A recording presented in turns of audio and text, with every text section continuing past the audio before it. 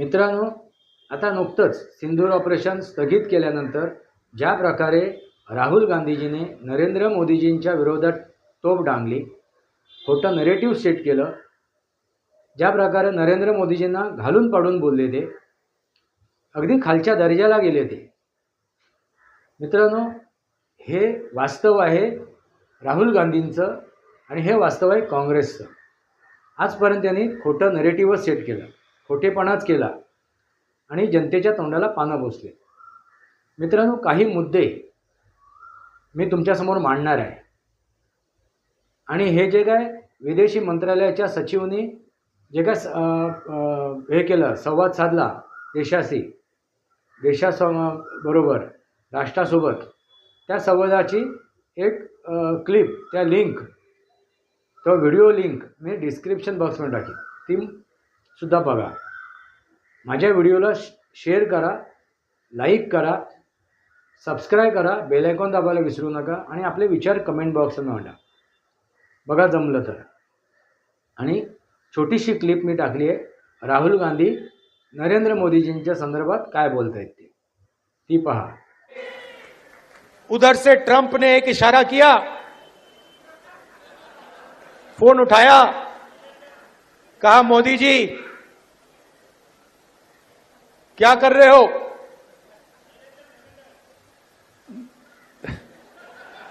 Narendra surrender. और जी हजूर करके नरेंद्र मोदी जी ने ट्रंप के इशारे का पालन किया.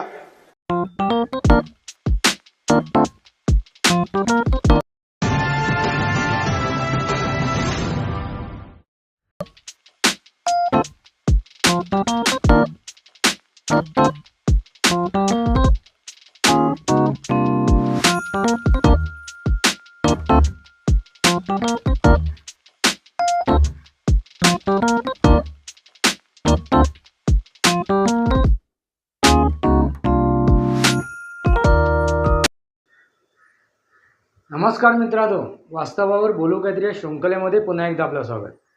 मी आपला मित्र राजेश वासंती साबाजी केळुसकर. मित्रांनो, आता नुकतंच जे सिंदूर ऑपरेशन झालं, त्या ऑपरेशननंतर जे काय राहुल गांधींचं वक्तव्य तुम्हाला ऐकायला मिळालं असेल, नरेंद्र सरेंडर, ह्यावरती तुम्हाला काय वाटते?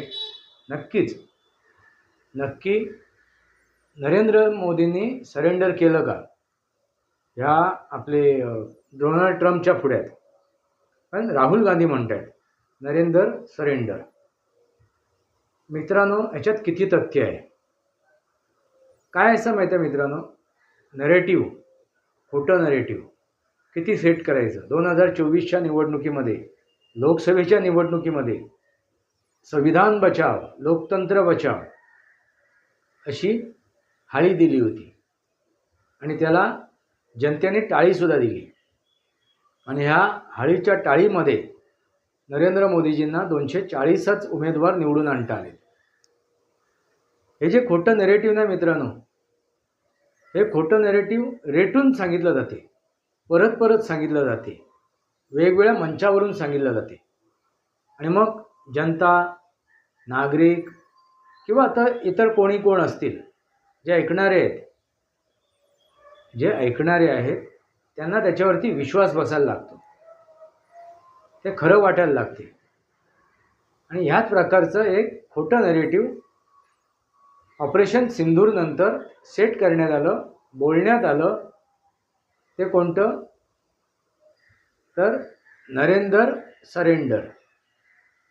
मित्रांनो, इतक्या हलक्या मनाचे हे राहुल गांधी आहेत, या इतक्या हलक्या मनाचा हा काँग्रेस आहे, हा विरोधी पक्ष आहे. आता हे विरोधी पक्ष नेते आहेत मित्रांनो. महत्त्वाची गोष्ट काय आहे तर विरोधी पक्षनेता. आणि विरोधी पक्षनेता कसा असायला हवा? संसदेमध्ये उभा राहून त्यांनी जे सरकार आहे त्या सरकारच्या विरोधात तोफ डांगता आली पाहिजे, त्याला आपले मुद्दे ठेवता आले पाहिजेत, आपले विचार मांडता आले पाहिजेत. असा तो सक्षम, निर्भीड आणि स्पष्ट वक्तेपणा असलेला तो विरोधी पक्षनेता असावा.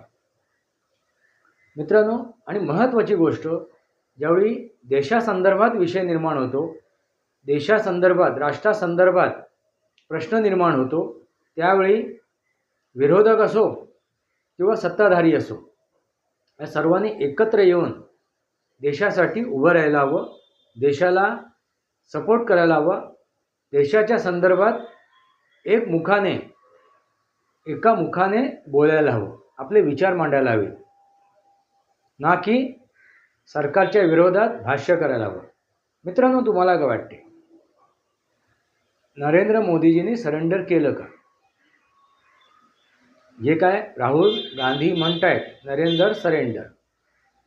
मित्रांनो, आता नुकतंच राहुल गांधीचं भिंग फुटलेलं आहे. मी ज्या व्हिडिओला शीर्षक दिलं आहे ना, भिंग फुटलं, हे भिंग नरेंद्र मोदीजींचं नाही फुटलं आहे, तर राहुल गांधीजीचं फुटलं आहे.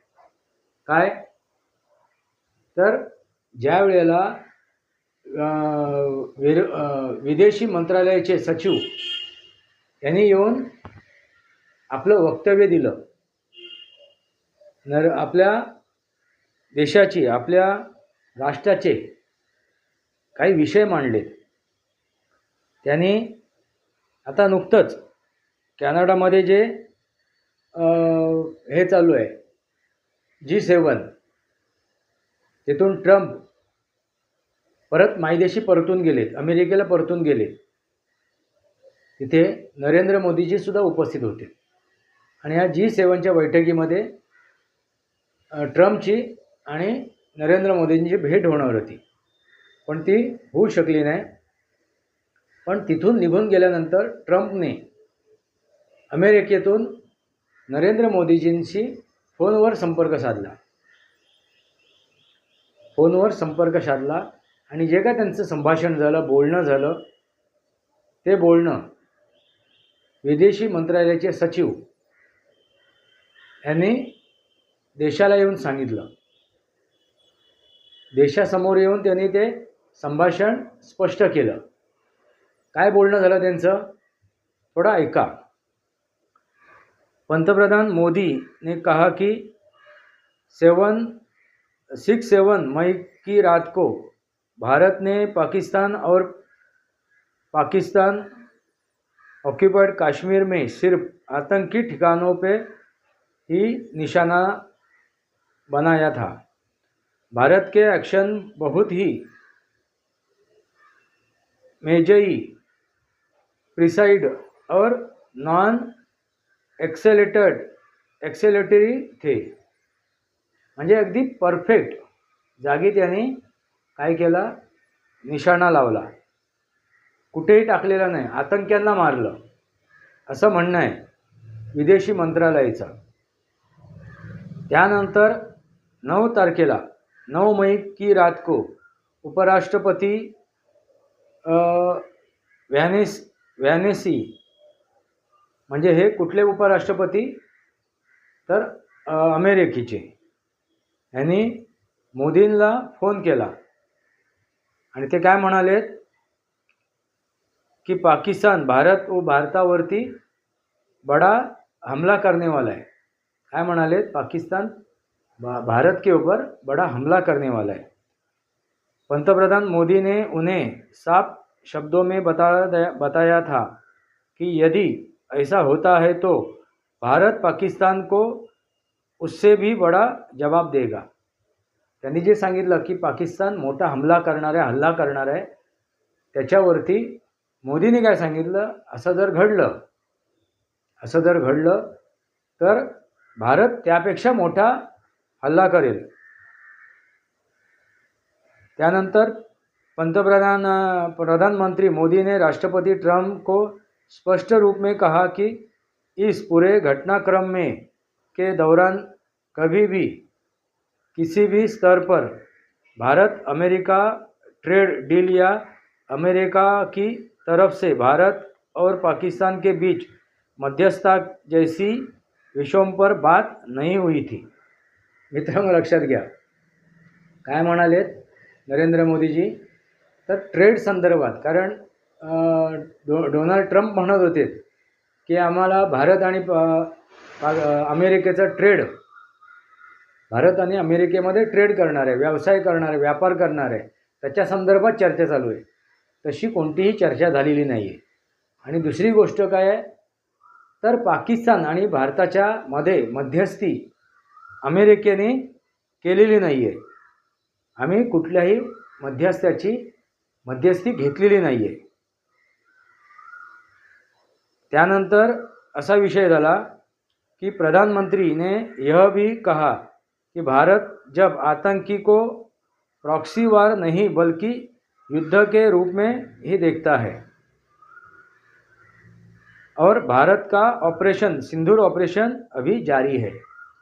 भारत आता काय म्हणतोय की प्रॉक्सी वार नाही आहे, आता कुठला तरी आतंकी हल्ला करतोय नाही. आम्ही आता हे काय मान्य केलं आहे तर हा कुठलाही हल्ला होऊन दे, कशाही प्रकारचा हल्ला होऊन दे, तर तो हा पाकिस्तानचा हल्ला आहे असा मी समजणार. आणि सिंदूर ऑपरेशन आता सुद्धा सुरू आहे. राष्ट्रपति ट्रंप ने प्रधानमंत्री से पूछा कि क्या ये कनाडा से वापसी में भारत रुक कर जा सकते हैं, वापसी में कनाडा से वापसी में अमेरिका रुक के जा सकते हैं क्या. म्हणजे त्याच्यानंतर शेवटी म्हणजे तुम्ही ज्यावेळी G7च्या बैठकीतून निघाल भारताला जायला, त्यावेळी तुम्ही कॅनडामधून सरळ अमेरिकेमध्ये या, मग आपण दोघं चर्चा करूया, येऊ शकता का. तर भारताने ते सरळ भाषेत, नरेंद्र मोदीजीने ते सरळ भाषेत नकार दिला की मला कामं आहेत, मी व्यस्तता आहे, त्यामुळे मी येऊ शकणार नाही, मी नंतर बघेन. मित्रांनो, महत्त्वाची गोष्ट लक्षात घ्या. आणि त्यानंतर एक ट्वीट केलं आहे नरेंद्र मोदीजीने. भारत ने तो कभी मध्यस्थता स्वीकार की थी, भारत ने तो कभी मध्यस्थता स्वीकार की थी न करता है, न की थी न करता है और न ही कभी करेगा. इस विषय पर भारत पूर्ण रूप से एकमत है. नरेंद्र मोदीजी काय म्हणाला आहे की भारताने कुठली मध्यस्थता स्वीकारली नाही, घेतली नाही आणि कधी करणार सुद्धा नाही. अगदी स्पष्ट भाषेत. मित्रांनो, या सगळ्या संभाषणामधून तुमच्या लक्षात काय आलं, हे पहिलं भाष्य आहे, हे पहिलं बोलणं आहे. पंतप्रधान नरेंद्र मोदीजी आणि ट्रम्प यांचं जे संभाषण आहे हे पहिलं संभाषण आहे. म्हणजे यापूर्वी कोणत्याही प्रकारचं संभाषण झालेलं नाही आहे. मग तुम्ही म्हणाल एवढे दिवस नरेंद्र मोदीजी गप्प का बसलेत. राहुल गांधींनी जे आरोप लावलेत, काँग्रेसने जे आरोप लावलेत, विरोधकांनी जे आरोप लावलेत सरेंडर करून, त्यावेळी नरेंद्र मोदीजी गप्प का राहिलेत. मित्रांनो, जे वाचाळ असतात ना, फुटकळ बोलणारे, अवाच्य बोलणारे, बेलगाम बोलणारे, त्यांना प्रत्येक वेळी उत्तर देणं काही उपयोगाचं नसते. ज्याच्याकडे सद्विवेक बुद्धी आहे ना मित्रांनो, तो वेळ, काळ आणि परिस्थितीनुसार उत्तर देतो. कारण त्यांनी ट्रम्प तुम्ही खोटं बोललात असं म्हणालेलं नाही आहे. त्याने आपली बाजू स्पष्ट केली. ट्रम्प यांच्याबरोबर बोलताना त्याने आपली बाजू स्पष्ट केली. त्यावेळी ट्रम्पने वेळोवेळी येऊन मध्यस्थता केली म्हणून बोललेत. ट्रेडिंगमध्ये आम्ही भारत, पाकिस्तान आणि अमेरिका हे ट्रेडिंगसाठी एकमेकांबरोबर चर्चा करतायत, ही गोष्टसुद्धा ते खोटं बोललेत. पण ते खोटं बोललेत असं नरेंद्र मोदीजींनी सांगितलं नाही. पण जे काय वास्तव आहे, जे काय सत्य आहे ते त्यांनी ट्रम्पसमोर मांडलं की आम्ही कोणाची मध्यस्थता घेतलेली नाही आहे आणि ह्यापुढे घेणार नाही. आम्हाला कुठल्याही मध्यस्थ्याची आवश्यकता नाही आहे. आम्ही जे काय करू ते सरळ करू, स्पष्ट करू, एका दुसऱ्याबरोबर आम्ही करू. आम्हाला मध्यस्थाची आवश्यकता नाही आहे.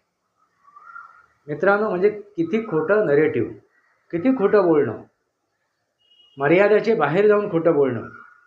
आणि आता हे सगळं खोटं समोर आल्यानंतर, हे बिंग फुटल्यानंतर आता काँग्रेसी काय म्हणत आहेत, मग एवढे दिवस तुम्ही हे 30-35 दिवस गप्प का राहिलात अरे पण काय गरज होती त्याच वेळी येऊन सांगायची? कारण तुम्ही खोटं बोलत जाणार, एका पुढे एक खोटं बोलत जाणार, तुमची पितळ उघडी पडली पाहिजे ना. नरेंद्र मोदीजींना माहीत होतं की एका खोट्यानंतर दुसरं खोटं बोललं जाणार, दुसऱ्या खोट्यानंतर तिसरं खोटं बोललं जाणार, आणि काँग्रेसने ते केलं. एका खोट्याबरोबर अनेक खोटे बोलले, अनेक खोटं रेटलं गेलं, अनेक खोटं नरेटिव्ह सेट करण्यात आलं, आणि हे जगासमोर येणं गरजेचं आहे. काँग्रेसचा चेहरा, वास्तविक चेहरा हा जगासमोर येणं गरजेचं आहे, दुनियेसमोर येणं गरजेचं आहे, देशासमोर येणं गरजेचं आहे. त्यासाठी हा घेतलेला एक वेळ आहे, हा घेतलेला एक पॉज होता. सिंदूर ऑपरेशन अभी भी सुरू है, आणि हा केलेलं ऑपरेशनच आहे. सिंदूर ऑपरेशन मधलंच हे ऑपरेशन आहे. आता तुम्ही ह्या ऑपरेशनला मिसाईल स्ट्राईक म्हणा, एअर स्ट्राईक म्हणा, किंवा सर्जिकल स्ट्राईक म्हणा, काही म्हणा, कुठल्याही प्रकारचं काँग्रेसचं हे सर्जिकल झालेलं आहे, सर्जिकल स्ट्राईक झालेलं आहे. खोटं नेरेटिव्ह सेट करण्याचं सर्जिकल स्ट्राईक करून उद्ध्वस्त करण्यात आलं, मिसाईल स्ट्राईक करून उद्ध्वस्त करण्यात आलं. मित्रांनो, हे जे काय या सचिवांनी, विदेशी मंत्रालयाचे सचिव आहेत, त्यांनी जे काय येऊन सांगितलं, नरेंद्र मोदीजी आणि डोनाल्ड ट्रम्प यांचं झालेलं संभाषण, त्या संभाषण जे काय सांगितलं देशासमोर येऊन, त्या संभाषणाची लिंक मी डिस्क्रिप्शन बॉक्समध्ये टाकतोय. त्या संभाषणाची लिंक मी डिस्क्रिप्शन बॉक्समध्ये टाकतोय. तुम्ही ती येऊन बघा, म्हणजे तुमच्या लक्षात येईल. आणि मी हे काय मुद्दे तुम्हाला वाचून दाखवलेत, ते मुद्दे लक्षात घ्या. मित्रांनो, तुमच्या लक्षात आलंच असेल, काँग्रेसी असो किंवा विरोधक असो, कसे काय नरेंद्र मोदीजींचा विरोध करता करता देशाचा विरोध करायला लागले, राष्ट्रद्रोही बनले. त्याला राष्ट्रद्रोहच म्हणतात. खोटं नरेटिव्ह, खोट्या गोष्टी सेट करणं आणि राष्ट्राच्या विरोधात विरोधकाला खतपाणी देणं, आणि हेच खोटं नरेटिव्ह पाकिस्तानमधून रेटलं जात होतं. पाकिस्तान त्याचा वापर करत होता आपला खोटेपणा जगासमोर मांडण्यासाठी. काँग्रेसने सेट केलेला खोटा नरेटिव्ह, खोट्या गोष्टी. मित्रांनो, तुम्हाला काय वाटते? हे काय घडते, हे जे काय आता तुमच्या समोर आलेलं आहे, त्याच्यातून तुम्हाला काय वाटते? तुमच्या काय लक्षात आलं? आपले विचार कमेंट बॉक्समध्ये मांडा. वास्तवावर बोलू काहीतरी या शृंखलेला सबस्क्राईब करा, बेल आयकॉन दाबा, माझे विचार पडसे लाईक करा, आपले विचार कमेंट बॉक्समध्ये मांडा. तुर्तास इतकंच. भारत माता की जय, वंदे मातरम. जय भारत, जय महाराष्ट्र, जय सनातन.